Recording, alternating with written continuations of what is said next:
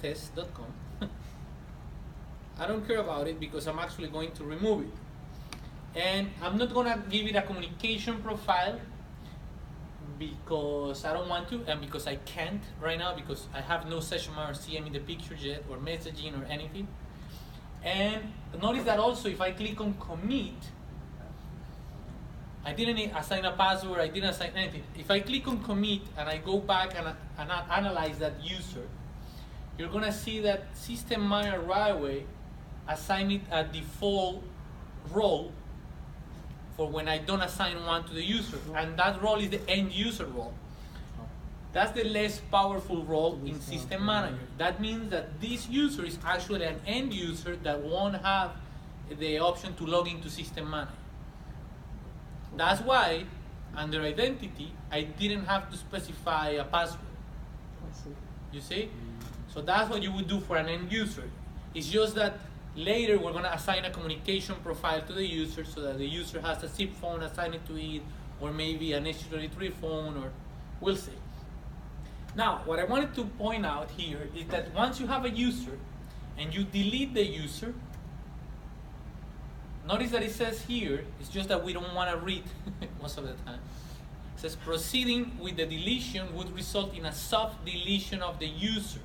Soft deletion is the first step towards permanent deletion of a user. To permanently delete the users from user management landing page, click more actions, show deleted users. So when you delete a user, like the way I'm doing it right now, it kind of goes like to a recycle bin. Yeah. And you need to either remove it completely from there or restore it from there, depending on what you want to do. But if you want to completely remove a user, now you need to go to more actions, show deleted users. This is how you get to see those users in this recycle bin, and you have here a way to completely remove it or restore it. But if they're in this deleted user state, they're useless, right? Yes. So this is just housekeeping. To keep that clean if you want to. It's administrative. They're still users. They're still users, but they are completely deactivated. They cannot register with that profile. They're disabled. It's like a way for you to disable a user. However, the problem is that even though the user is not able to use the profile to register, let's say with Session Manager, the user record is still in System Manager. So if this user right now had an extension number, and I try to create a new user with the same extension number, System Manager will tell me that that extension number is already in use. You know, and it's gonna get you one time. It always gets me. I forget about the recycle bin, remove the. Why would it be like that? Why was this an advantage? I really don't know. It's like, I don't know, maybe you want to disable, I don't know. I don't really know. It could be a disabled state. It's a disabled state, yeah. Yeah, not It's- delete. Yeah, kind of like a BC out that you could do on the station, I guess. Similar to it, right? But you can batch delete, right? You could batch delete, yeah. And not have to do You're this. just deactivating them. Oh, that's a good question that I haven't tried. I think that the batch, 50 users to get rid of this. That would not be fun. No. I'm everything being browser, and I'm a funny speed user, so browser speed of doing anything in mass concerns me. that's a good question. When I'm not sure if when you batch delete, I'm not sure if it goes to the recycle bin or not. If it does, and then you have to go through individually and do this. No, you don't have to go individually. You could just in the recycle bin select everything here. Right there, yeah. Or actually, if you have multiple pages, if you do it like that, you only select one page. So you actually would want to go with all. Oh, select, yeah. That selects all of the users in all of those pages. I see. And then you click on delete. Okay. But I'm not sure if the batch delete already deletes everything without even going to the recycle bin. But worst case, Would yeah. it give you a warning at least? Does it keep a record on when you deleted the person or no? Or is it just shows yes, deleted? it'll it'll show you a log, an event. Okay. And actually, you know what? When you delete users, they don't go to the when you batch delete users. Now that I'm thinking about it, they don't go to the recycle. Oh, so they're gone. They're gone. Gone.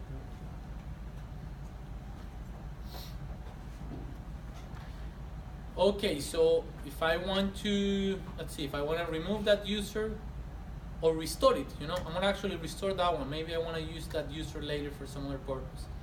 So all I need to do is come back here, commit, and then I restored that user. It's no longer in the recycle bin. So if I go to manage users, I see again the user there. Now, as an exercise, it says here, add 6 new users. I don't want you to add that many users actually.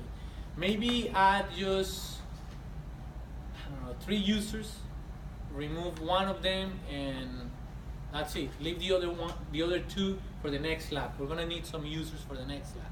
So it's just for you to remember that there is this recycle bin. So maybe just delete one of those 3 users that you're gonna be creating, and the other 2, do whatever you want with those 2. Maybe delete them and restore them, however you want to do it. But yeah, I don't want you to create 6 new users. Maybe just 3, and completely remove one of them. Just Latin translation business. No, you notice how it auto-populates that field? I'm not sure about it. Here, when you specify last name, as soon as you hit the tab, it auto-populates the Latin translation. I'm not completely sure if there's. On it, but it's not translating it.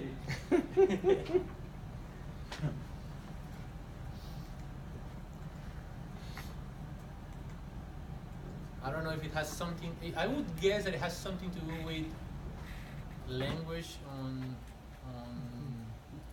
CM. I don't know. I'm just guessing here. Yeah, you don't see Latin that much anymore, I'll tell you that.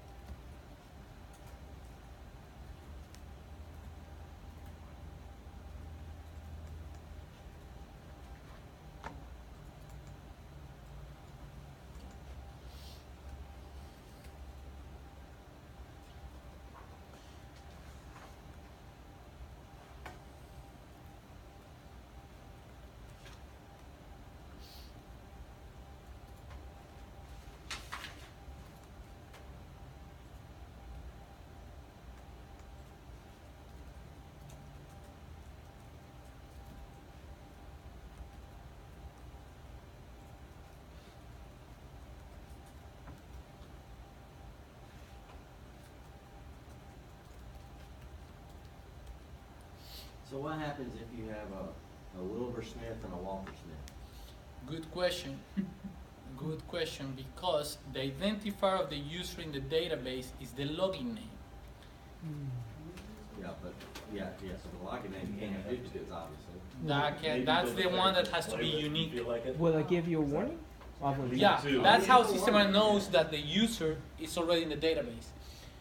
So that's actually why you end up having to assign a login name to each user, even though an end user will never use that login name because he's never to log into System Manager, but still is the identifier of the user in the database.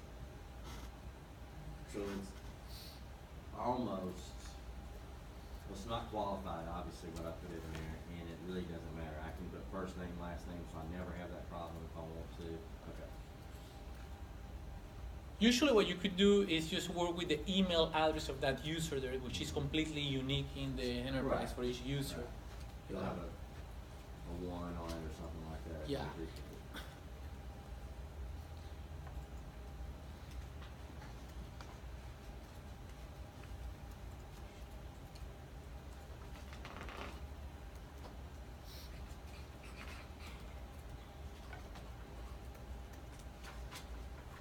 A lot of the times, now that you ask that question, Wayne, Mm-hmm. a lot of the times, as I was saying, people do this in the login name. Again, the login name is kind of informational at this point for an end user.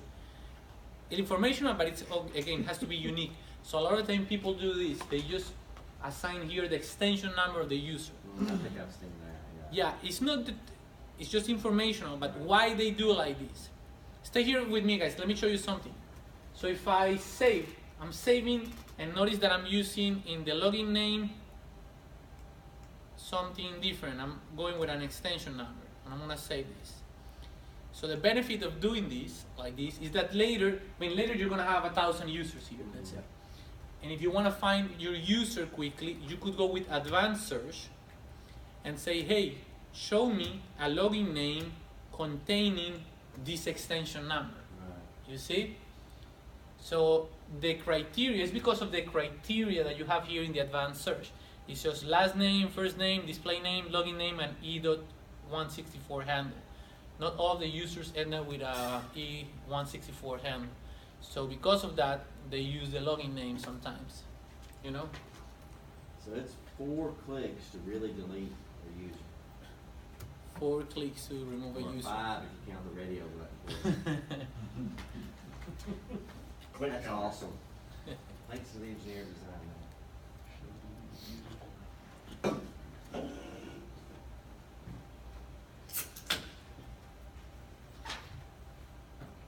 Oh, I like the names here in Lab 1. that. Love them. Salchicha. Salchicha. This is the way I remember they put that. 20 things. School lab. Did that.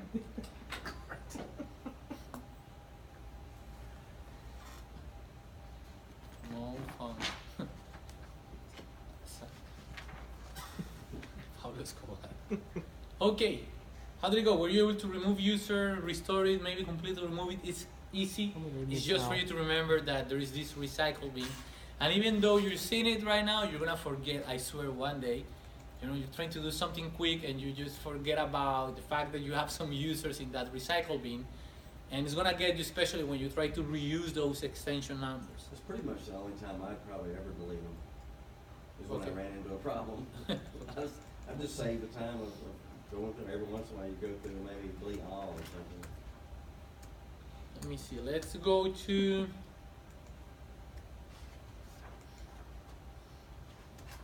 groups. Page 143.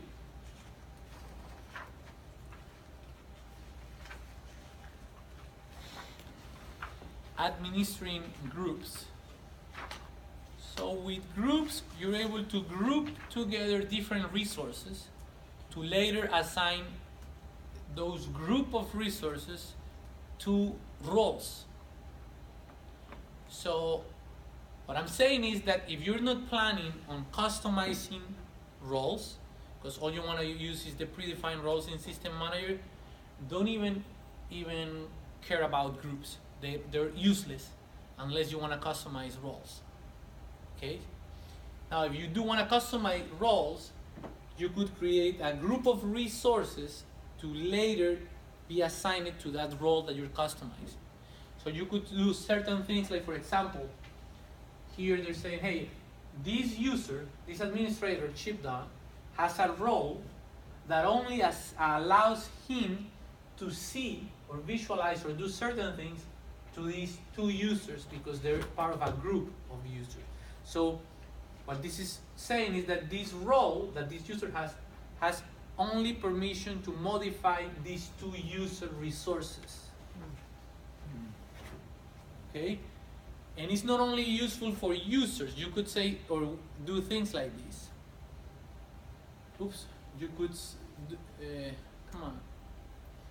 say, okay, a role could only be able to administer certain users in a group, or a role could be only able to administer certain session managers in a group, or certain things in a group. I mean, you could group a lot of different things.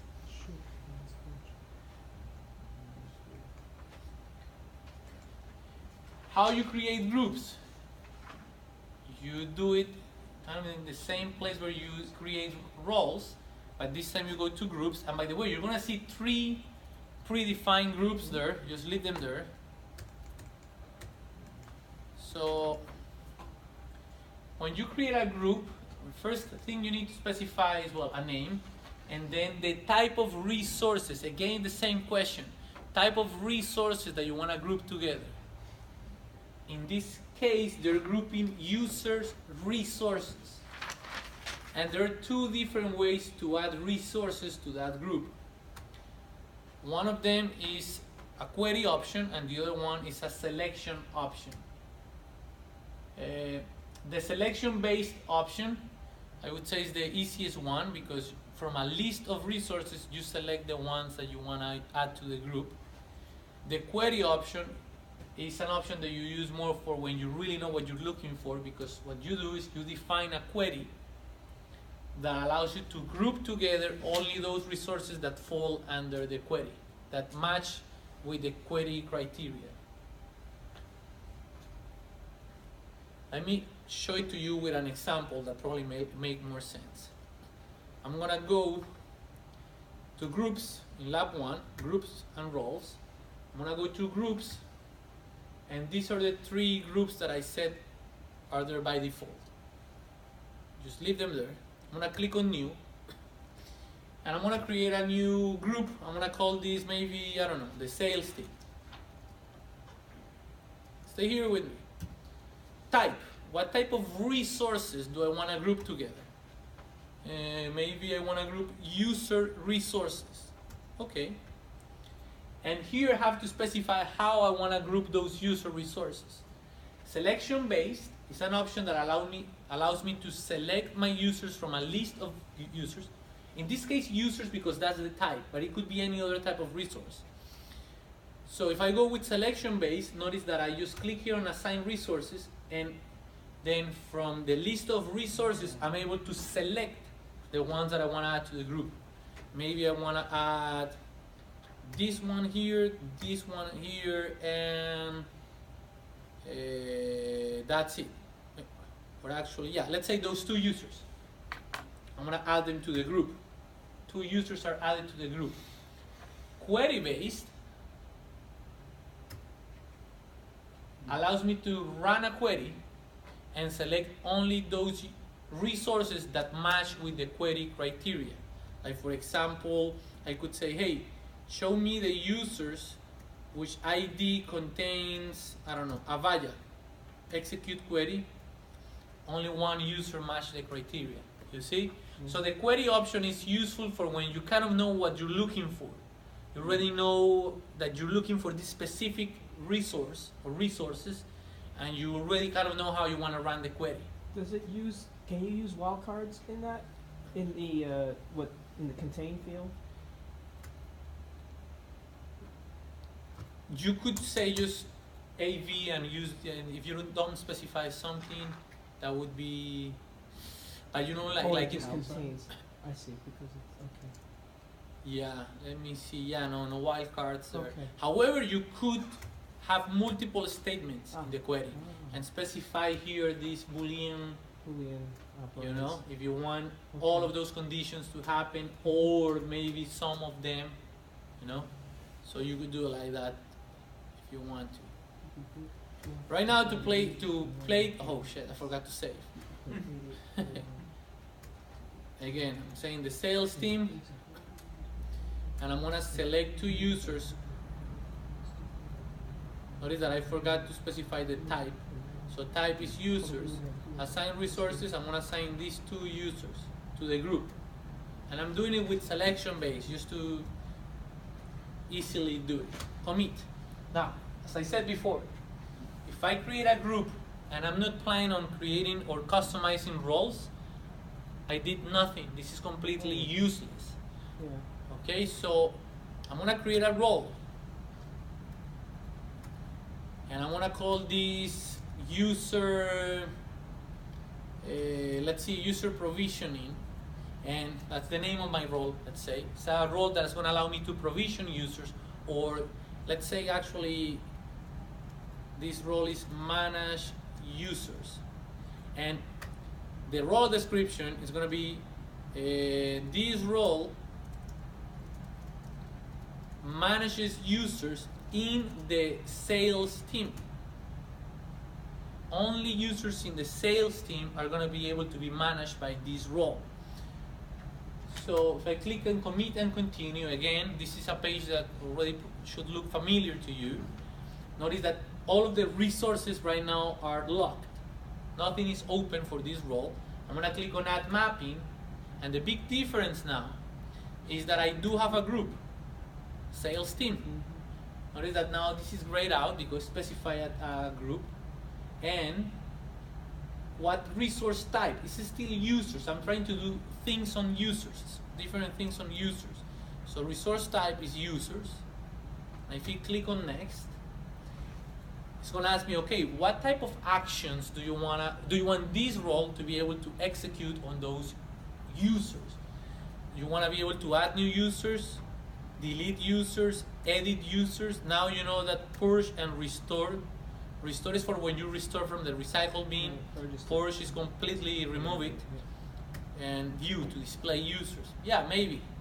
And not only that, but what attributes do you want this role to be able to do or modify, or on this group of users? Maybe you just want this role to be able to modify passwords. Maybe you want the role to be able to modify passwords, last names, and first names, you see? Or maybe you want the role to be able to modify everything for those users. Notice that right now I'm pretty much selecting everything again. Now if I commit, I have this role, I'm gonna commit again.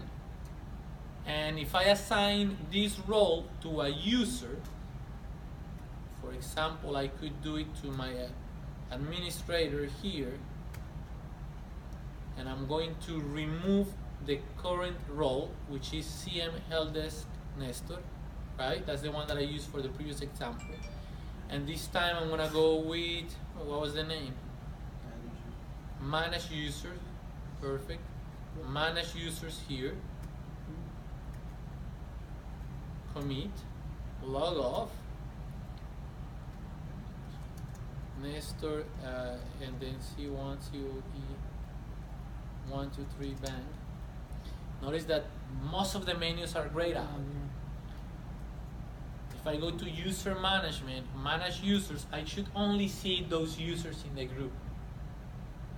So what I'm saying is that this role that I assigned it to this administrator, it's only capable of dealing with those user resources.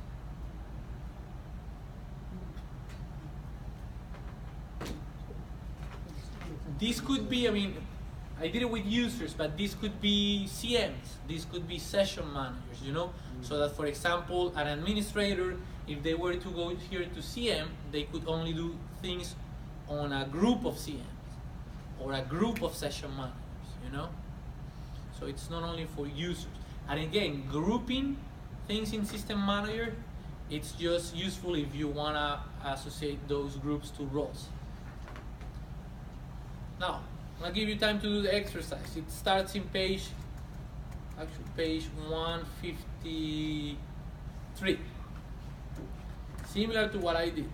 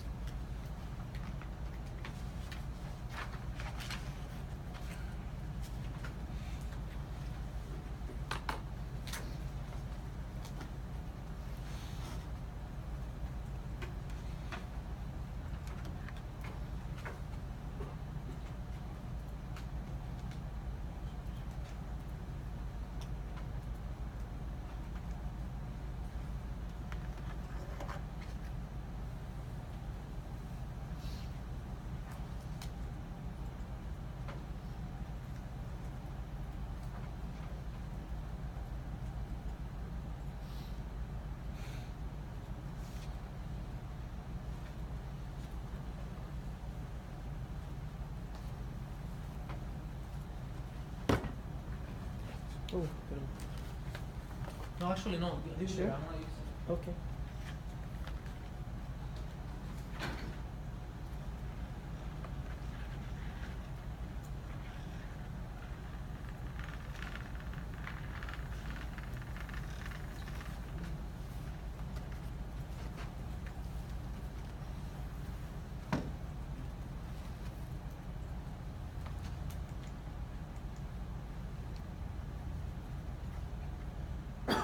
Pues,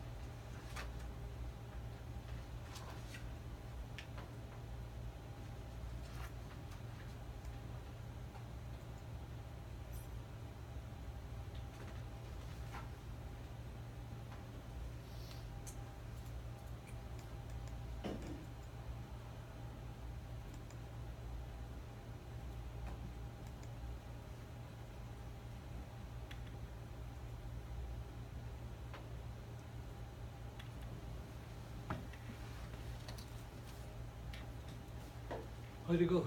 Good. Good.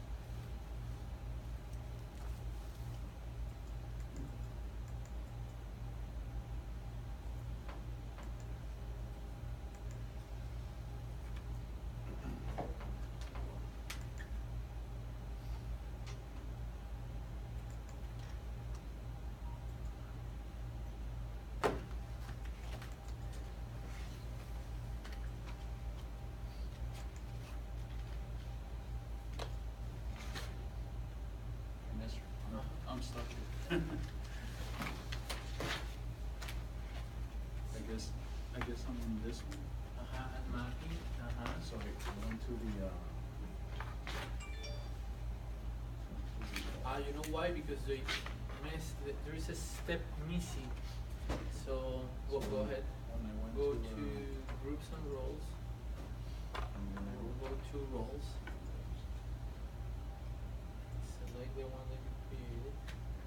after scanning, and then do the edit, and then when I do the ad manager, right? Good, thanks. Yeah.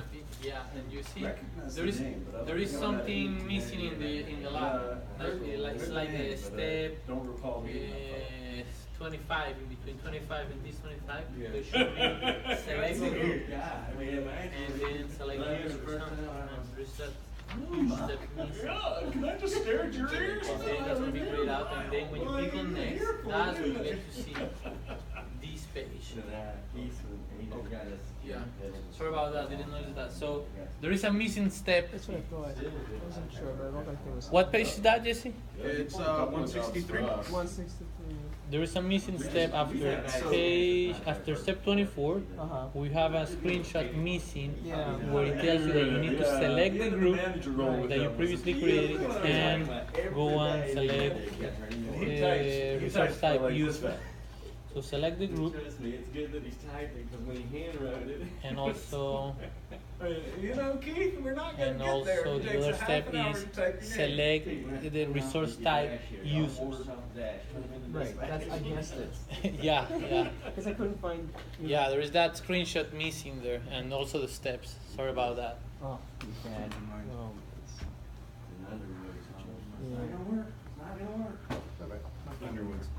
Ah, but you're able to intuitive, like click there and find yeah, it. yeah, no, I did Okay. it. Trying to get there next. Did it work? Were you able to get to see only those users in the group and all that? Okay. Let me dig in a little bit further. Hang on a minute. Now, oh, hold on. What about you, Jesse? Let me give you some extra minutes so that you guys can finish.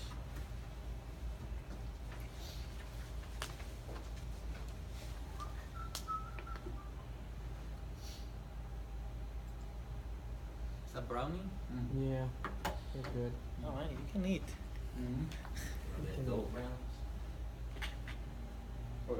Special recipe. I'm hoping they're special brownies. There no calories, man. 4 to 6 hours of fun.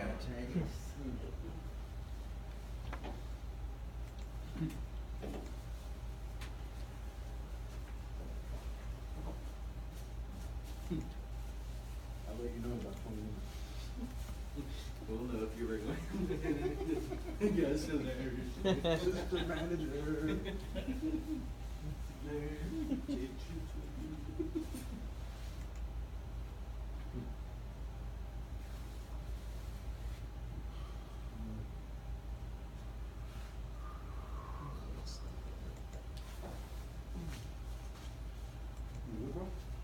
The last part, I'm going off.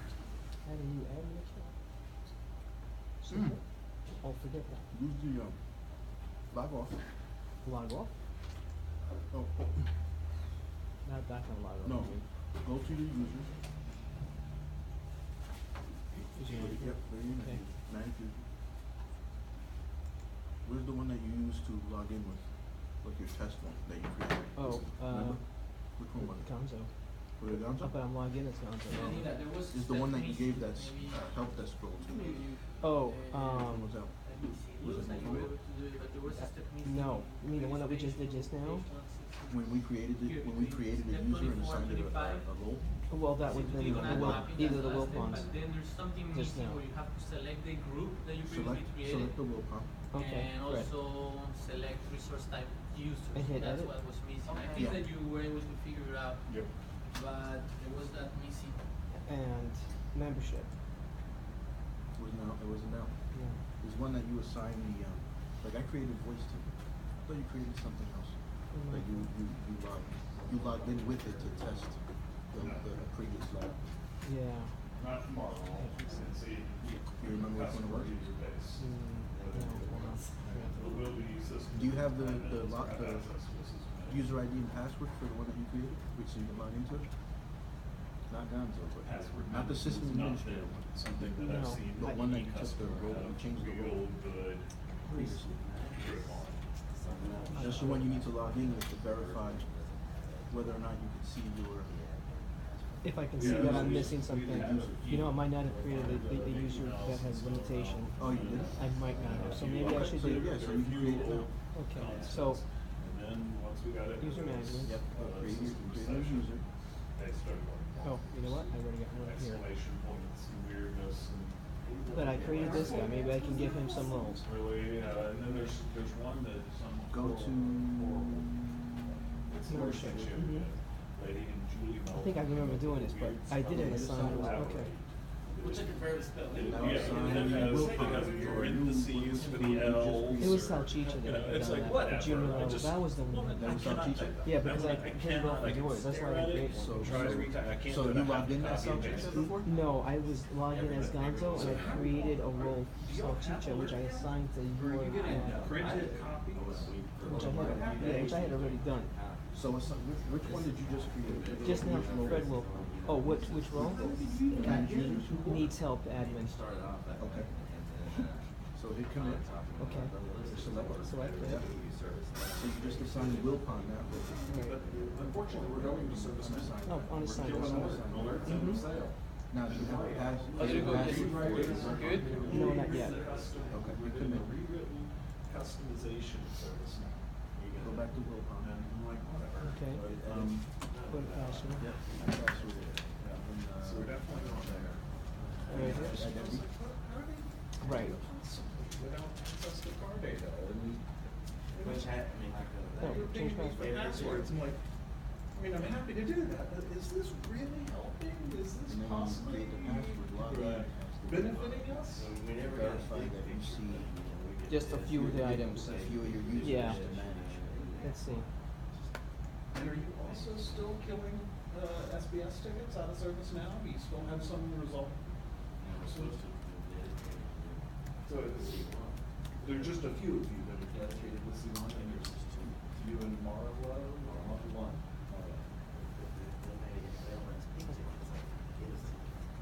Because I got it.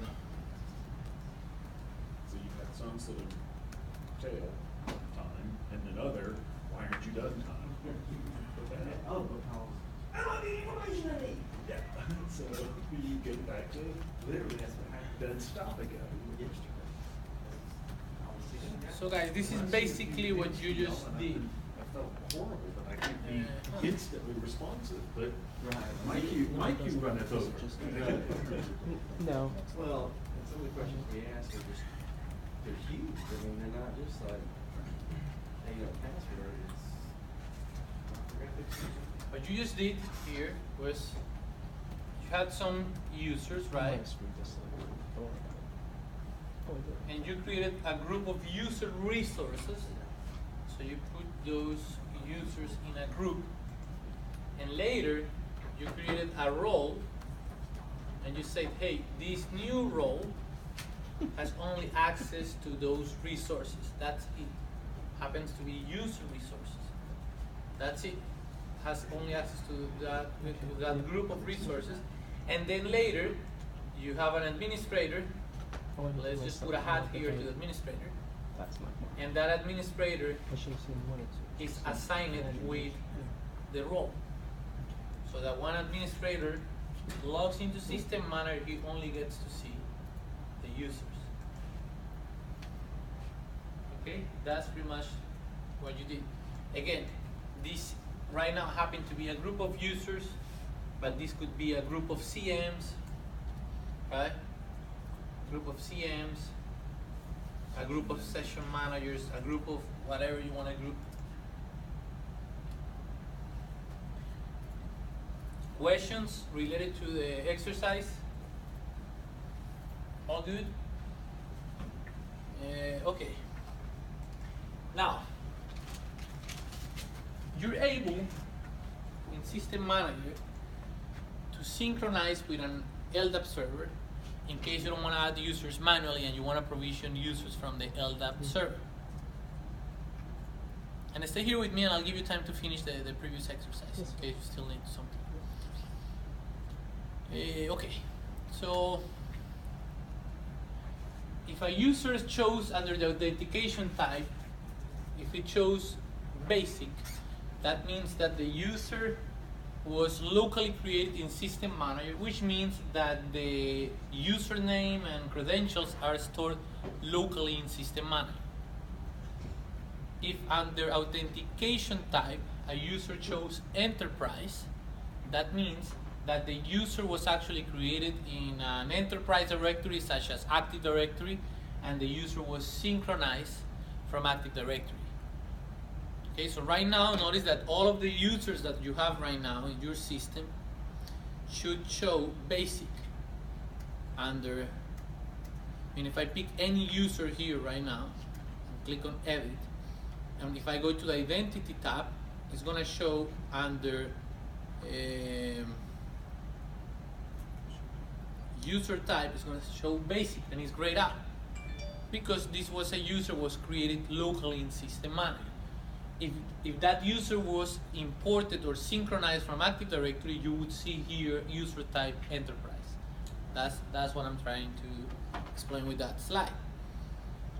So if you see an enterprise, that means that that user is coming from an enterprise directory. Why would you want to synchronize with an enterprise directory? Well, maybe because you want to provision all of the users, in bulk from Active Directory. That would be one reason. Another reason is more for administrators, because maybe you want to use for the administrators passwords, those passwords created in Active Directory, so that the administrator doesn't need to remember a new password, so it's kind of a single sign-on feature that you could use. However, the most common use of Active Directory, the LDAP integration, is to provision users in System Manager coming from Active Directory. That's the most common use of the integration. Just remember that System Manager is still the central place for Aura product administration. You just provision the users from Active Directory. Well, from LDAP server, it just happens to be that most of the time it's Active Directory.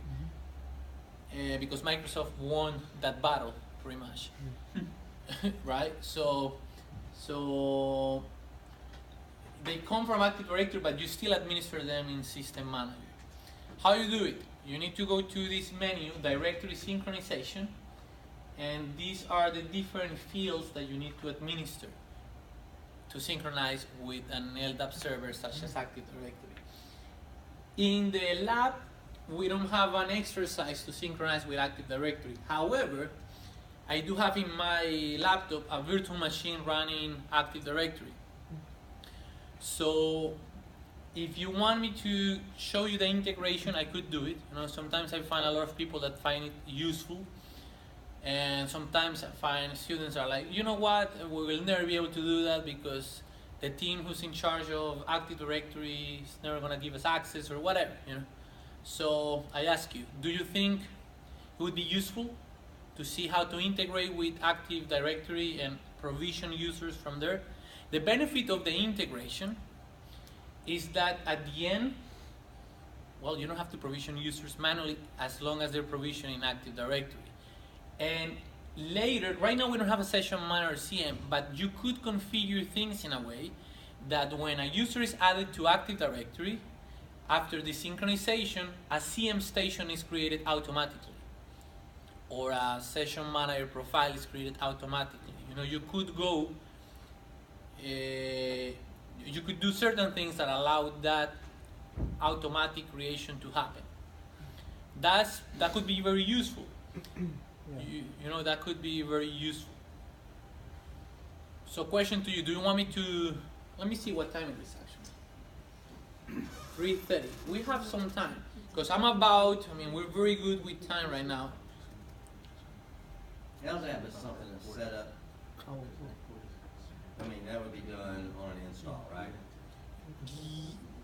Most likely not necessarily something we go back and do. Yeah, that would be probably already in place, and the synchronization would be probably during the installation. So do you think it's useful? I personally find it useful, because I think our customers, so our customers would probably use it, but as I think he's suggesting, in our maintenance role, we probably won't have to, yeah. We wouldn't be tasked. So these guys very well might be more interested. We recently, I think, had to shut down port 389 because there was some security concern. Okay. So we might, despite the fact that it may have some advantages in getting people set up quicker, I'm not sure that we could open it. Yeah, because the LDAP port is always 389. Yeah, that's the default. And that cannot change. No, that cannot be changed. Yeah. What about you, Jess? You think it would be useful? I just have a question. So, say I start provisioning users with the session manager. with Or with the system manager. system manager. Oh, If, how can I see, is there any way to import what's already on CM? Yes, Okay. So that's the one we- yes, and actually that happens when you synchronize system manager with CM. Oh, okay. Right away, You'll those see it? things are, yeah. Okay. Yeah, now they're imported as CM users, but not as system manager users. Okay. Um, I'd like to see it. Yeah, maybe it would be useful. which means that if you want to associate, remember the benefit of system manager we saw before, where you have a user profile in system manager with different communication profiles, and then system manager is able to push all of those profiles to the different applications. So what I'm saying is that since the user won't be created as a system manager user, you still wouldn't be able to do that, but you will be able to manage the user in CM, but you won't be able to have system manager pushing other profiles for other applications related to that user until you create the user profile in system manager. I know that maybe it's hard to retain right now, but once we have session manager in the picture and CM in the picture, I'll talk about that again, Okay. because it's an important thing to No, consider. and it's okay, we really won't use it like that. 389 is locked out for us, but that only for folks that wanted to do stuff like this outside of a VPN or even outside of a VPN okay. External environment. facing. So Yeah, this internal wouldn't be- facing, it still would be applicable to us actually. We could possibly We'd like use to some- see it. Yeah. We have time, let's Yeah, do it if we have quickly. time. I have an Active Directory and actually already fired it up. Is this virtual machine? Notice that it's an old Windows Server 2003 that I happen to have here for at least 15 years now or something like that. Security breach. Security breach. I keep using it. So this Active Directory, let's see, if I go to Active Directory, I just want to show you that I have two users. There is this folder. In Active Directory, they're not called folders, but organizational units. And I have these two users, Joe Black and Walter White. And I'm going to be importing those two users, okay, to Lab 1, let's say. Notice that they're under this organizational unit called SMGR. And another thing that I want you to notice is that under users, I have this reader user that would be provided. That's the user that the owner of Active Directory would give me for system to be able to read or visualize, or search users in Active Directory. It'll probably have only read permissions, not read and write, but only read permissions. It could have read and write permissions, but sometimes, those administrators of Active Directory don't want to give you a user with read and write permissions, only read permissions. So I'm showing you right now Active Directory. In real life, all you're going to have is the IP address of Active Directory and that user that the owner of Active Directory will give you with reading permission. So that username and a password, that's it. So typically what I do, so let's go here to Lab 1. And again, the integration is done here under directory synchronization. I'm gonna click on new. And let's call this data source name Active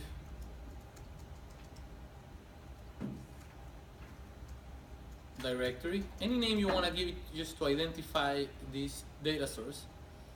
Host, it's gonna be the IP address of Active Directory. I don't remember it, so I have to just check here first.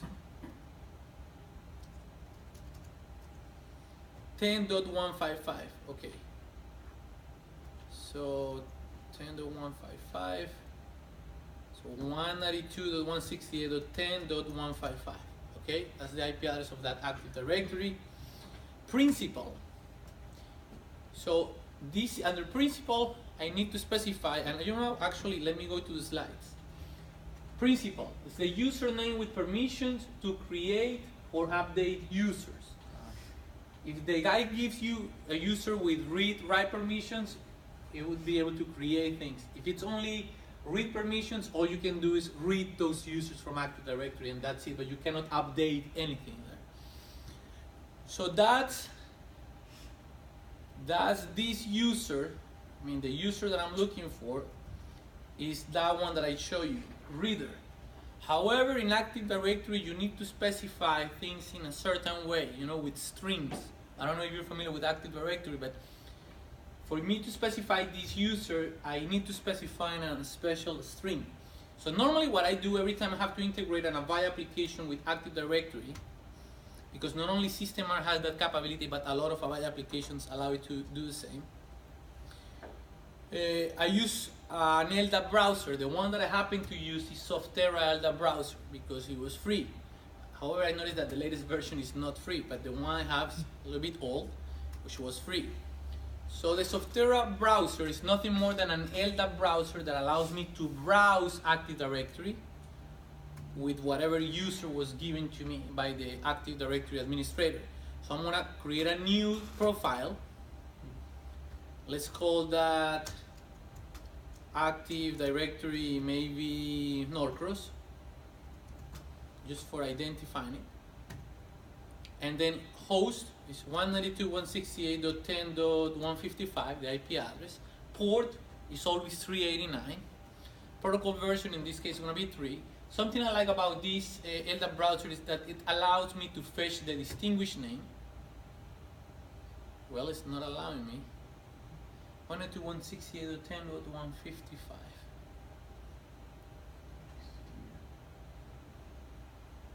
Something happened there. It's usually quicker. Let me see. Can I ping You it? need the colon.389? Ping from my machine because it's 192.168.10.155. So the problem is that I cannot ping it.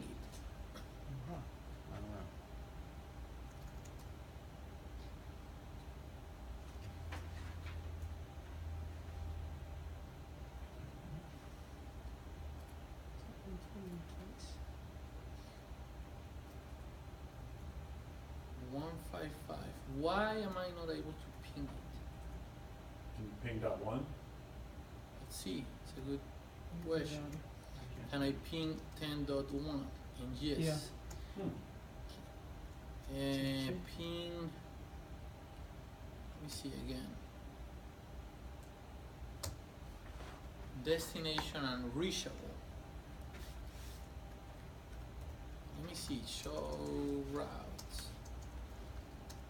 What's the command? Route print. route print. Yeah. I don't want to see if I have any persistent weird routes there. I don't see any.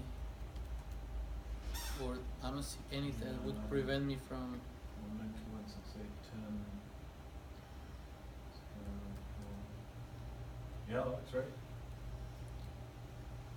Looks good. And then you gotta be linked if you're hitting one. You know what I think? I think it's this. It could be this wireless. Oh. Because I right now have multiple default gateways. It Let might me be try trying to disable. hit out on us first, yeah. Could be that. Yeah. We'll see. Now that that's disabled, let's try one more time. If I ping. Ah, perfect. That There was you the go. problem. What was that? Okay, that was quick. Probably something. Okay, so I'm able to ping it now, which means that I'm gonna be able to use my browser to fetch the distinguished name, and it's this one, dc equals converge1, dc equals com. That's just the domain that the Active Directory is configured to use right now. So I'm gonna click on next, and the user DN is gonna be the user that the guy gave me. A reader, normally specifying the domain, and the password, I think it was C1 COE123 bank, but we'll see. I'm not sure. Enter password again.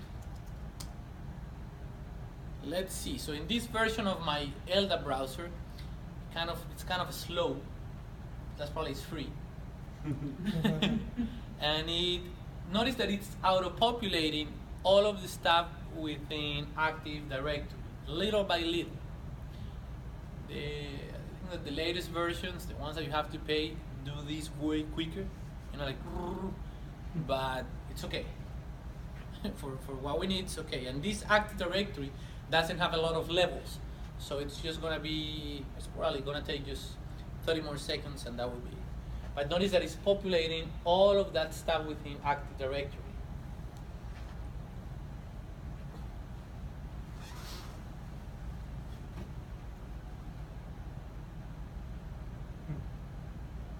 It already populated the organizational unit where I have my system manager users, the ones that I want to import. And notice that already populated the users common names. That's another unit where I'm going to find my reader, my user reader.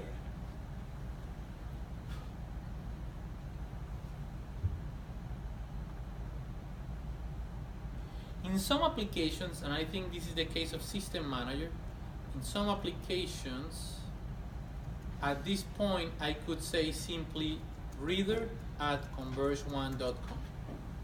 You know, some Avaya applications allow you to specify like that. Some others don't. So I kind of want to give you like the general rules so that you know that you go with something that works no matter what application you're using. So let's see, reader, did we find it? Probably next time I have to create a user that starts with A instead of R, you know, because it's still populated. Oh, It's finally, almost it's there. getting there. Yeah. Reader, It's a, finally, that's my user. And I was looking for this distinguished name. And now that I have it, I can simply go to properties just to copy paste that string. You see, cn equals reader, comma, cn users equals users, comma, this equals converge1, comma, this equals. So that's what I needed, and this is what I want to paste here under principal. Again, sometimes with some Avaya applications, all you could say here is reader@domain. You know, but I'm going with one that I know works in every Avaya application. Again, under principal, I'm doing this because I want to specify where is the username with permissions to create or update users. Where is that user located? Okay, that's what I said here. Password, the password that the guy that gave me this user set up for the user happens to be C1COE123 exclamation mark. Port, it's always 389. Base distinguished name. Let's see in the slide what's the base distinguished name. It says here that is the node in LDAP where users will be synced from. So I need to specify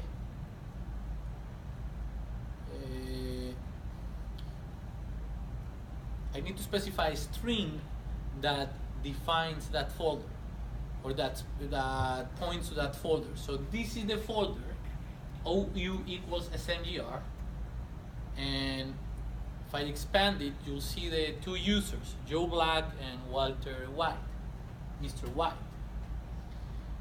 And so what I'm looking is for this string, OU equals SMGR, comma, this equals converge1, comma, .com. This is an Active Directory with basic levels. You know, this could be, I mean, the string could be more complicated if you have more levels in Active Directory. I'm gonna go to properties and copy paste that into System Manager under base distinguished name. So all I'm saying right now is that the users are under the organizational unit System Manager. Okay, those are the users that I want to synchronize. And then I need to specify a filter, because maybe, actually let's go to the slide. Filter allows me to search filter, it's a search filter for matching entities. Maybe I don't want to synchronize all of those users in that directory or in that unit, but maybe only some of them. So I could specify a filter. Like for example, let's see, let me take a look at one of the users. Let's see this Joe Black. He has the department. He belongs to the sales department. Let me see the other one. Walter White, department. Where is the department here? Department. It doesn't have one, which means that that field doesn't have any information. So I could maybe filter saying department equals sales, and only one user would be important. You know, it's a search filter. However, I have just a few users, so I don't want to specify a filter that removes one of the two users. I just want to go with maybe something like common name equals star, a wildcard. I import everything with a common name, pretty much. The common name of the users, again, if I go to the LDAP browser, common name, I mean, all of the users have a common name. In this case, it's Walter White. For the other one, it would be Joe Black. So with that filter, right now, I'm pretty much saying, hey, import everything. Everything in the SMGR organizational unit. Are you following? Are you? Okay. Allow deletions would be a field that I wanna check if I want users to be deleted in System Manager when they're deleted in Active Directory. Okay? If I don't do it, then the user won't be deleted in System Manager when the user is removed Active Directory. But pretty much, I think I'm ready to test the connection. And if I click on Test Connection and I get these fields in the bottom, that means that I'm in a good place. Which means System was able to communicate with that Active Directory. And now it's asking me to map some mandatory fields for the users to be created in System Manager. So what you see here on the right are the System Manager parameters. And what you see on the left are fields in Active Directory that I need to map with the parameters in System Manager. At least those 5 parameters need to be mapped. Under source user key, this is going to be the identifier of the user, of each user in the database. Remember that I said that a login name was the identifier, so I kind of need to find something that is unique to each user. Let's see. I could look for a parameter that is completely unique. That could be email. Yeah. That could be the email.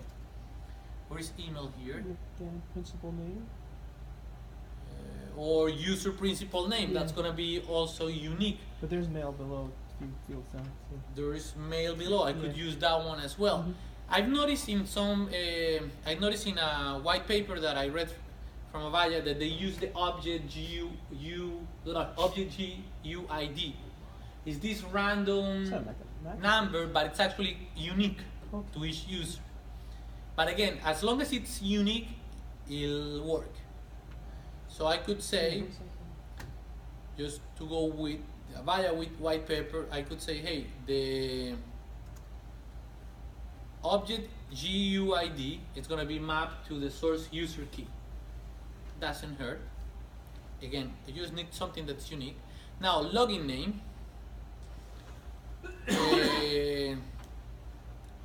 What should we use here? Login name needs to have that structure also. Email, the structure of an email address. That's Use mail. Let's use mail. Yeah. Or you could use user principal name as well. Any of those two, but let's use mail. Was that mail or email? Mail. Mail. Surname. I see this one here. Yep. SN. So let's map SN to surname. What about given name? I think I saw a parameter exactly called given name. Yeah, you see? So let's map given name to given name. What about display name? There is one exactly with the same name. Yeah. Display name. And those are the 5 fields that are mandatory. However, you could keep adding mapping, you see? Wow. And that's what's actually useful if you have if you want that after the integration you're able to populate an extension and all that stuff. You do it by creating more mapping. Right now I don't have session manager or CM in the picture, so I'm gonna remove these parameters and I'm gonna save. And then I'm gonna go to active synchronization jobs, create a new job, and it's gonna tell me, hey, what's the data source name? I only have one right now. And I could schedule this to be run later, but I wanna run it right now. So I'm gonna click on run job. And now I'm gonna go to synchronization job history and I see it's running. By the way, in System Manager, get used to refresh things, otherwise you'll see them running forever. And don't do it with the refresh here on the main page, because that would close all of the menus. Notice that if I refresh with this, Yeah. it actually not only it refreshes all of the page, not only that section. So get used to refresh Right, by it's- using this Yeah. double blue arrow. That's how you refresh. A lot of the sections in System Manager have that icon to refresh only that portion of the page. It's completed, and if I take a look at the view job summary, it'll tell me that 2 users were added, you know, coming from Active Directory. If I go now to Home, User Management, Manage Users, I'll see Yeah. 2 new users. Here's one of That's them. cool. The other one is probably in the, no, the one is here. If I, notice that if I select the user, the delete button is grayed out. I cannot delete users here in System Manager that came from Active Directory. I can only delete them if they're deleted from there. Is that because you didn't check the allow deletions box? Yeah, I didn't check that one, but even if I check it, even if I check it, what that means is that when the user is removed in Active Directory, it'll be removed in System Because of Manager. the Right save. now, the way I have it is Right. that even when it's removed from Active Directory, it's not going to be removed in System Manager. But then you could But remove then it. you could if it's No, blown in away this from case, DB. So it's a stuck permanent user? right now it's kind of a stuck permanent user. Yeah, That's interesting. yeah. Let's actually go there. Let's test it. I think Yeah. Let's test it. So I'm gonna go back here. So I might be wrong. Let's test it. Allow deletions. Yeah. I need to select again password. C1, COE, 1, 2, 3, bang. Save. I'm going to run again the job. I'm gonna create a new job. It's not gonna do anything because those users are already imported. But it's running, it's completed. Let's see the view job summary. And change 2 users. But if I go to user management, let's refresh this, and if I select the user, you see still the delete button is grayed out. So allow deletions means that I'm able to remove the user. Let me show you something actually. Let's go back there. Let's edit the Active Directory, and now let's change the filter. And by the way, this filter is something to be careful with, because if you change it and you're allowing deletions, then only those users that match with the filter are going to be imported, and any other user that doesn't match with the filter is going to be removed from System Manager. So that's one of those filters that you need to be careful with from the very beginning, you know. And the same happens with some other Avaya applications. So what I'm saying is that, take a look. I'm going to say department equals sales. Let's try without allowing deletions. I'm gonna no, actually let's try with allowing deletions right away. Right. Right? So let me type the password one more time. Save. Run the job. Job is running. Refresh, completed, and let's see what happened. One user unchanged, one user deleted. one deleted. You see, the one deleted is the one that doesn't match with the criteria. So in this case, only Joe Black is here, but the other one is no longer here. It was removed because the other user, Walter White, didn't have the department So, equal to sales. Mm. You see, so yeah, some things for you to consider. that's pretty powerful. You were requesting that job specifically when you wanted it to run. There was a schedule option to do it once later, or can you make it so that every night at midnight it That's does? usually what you do. Okay. Yeah. So Okay. let me Like a show it to you. So you nightly sync. normally you would say, hey, I want that synchronization to happen. If you schedule it, you want that to happen every, Cool. you see, one day Oh. at this specific time, starting with whatever date you specify there. So once you get your filter and the whole configuration of the job set, you're probably never modifying that. You probably don't want to modify that because No. you see It's how scary. how powerful it is. Yeah. Yeah. Yeah. Yeah, and yeah, I remember one time I had a student saying that, yeah, man, in same in conferencing, one time I just modified the filter, and boom, all of a sudden I have no users in the Avaya Aura Oh, boy. conferencing application. You're fired. Yeah. Time to change the industry. Yeah, so that's a filter that allows you to filter out whatever doesn't match the criteria of that filter. So you want to be careful. And yes, you're absolutely right. Now these users, the only way I have to remove these users are by removing them in Active Directory. So I've been here in the lab scenario, in the lab environment, where at the very end of this training I forget to remove those users, and then if I don't restore from an image, the next time I deliver this training, I have to synchronize again with Active Directory just to remove delete them, those so you users. can put them back in. Otherwise, I'm not able to delete them from System Manager. Wow.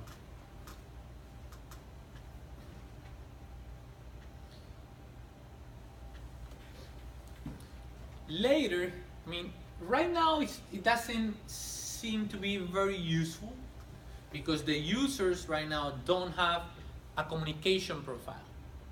But later, stay here with me and what time it is? Ready for? Yep. Yeah, just 2 more minutes. There is this thing called the user provisioning rule. We have no provisioning rules right now. The provisioning rule is kind of a template that you could create to create users quickly. I'm gonna create this template here. I'm gonna call this sales. That's the name of the template. And notice that I could assign a zip domain. I don't have one yet. A lot of stuff could be assigned to that template. But the most important thing here is the communication profile, which is empty because I don't have a session manager and or a CM or all that stuff. But what I want to point out is that let's suppose that in the communication profile I have CM, session manager, everything within that template, and I save that provisioning rule. Later, what I could say in my synchronization, when I create my job, and this is probably going to be, man, this is probably not going to be that easy to see, but I could, not here, but here. I could say, hey, I want a new field mapped to the user provisioning rule. I now want to map some field to the user provisioning rule so that the user is assigned with a user provisioning rule from the synchronization. That way, the user is assigned with a communication profile that associates the user with CM, session manager, and everything I want the user to be associated with, and voila, system manager end up creating a CM station with an extension number, could create a messaging mailbox, everything, and you didn't have to do anything. And also, that's the true power of that integration. Right now, we don't see it because we don't have applications yet in the system manager inventory. Maybe we can try this later during the week, because right now you don't get to see the power of it, but it's powerful. It is. Now, another thing is that sometimes, even though this is nice and powerful, a lot of the times you don't have control over Active Directory, so you don't know how well things are created there. So if they're not created very well, you end up doing double the work trying to fix stuff there so they can be correctly replicated, you see? So, but the tool is there. Okay, cool. I didn't finish, but it's okay. I'm only missing, I'm glad that I was able to show you Active Directory. I'm only missing probably like, what, 7 pages. I'll cover them tomorrow. It's just probably 5 to 10 minutes and that's it.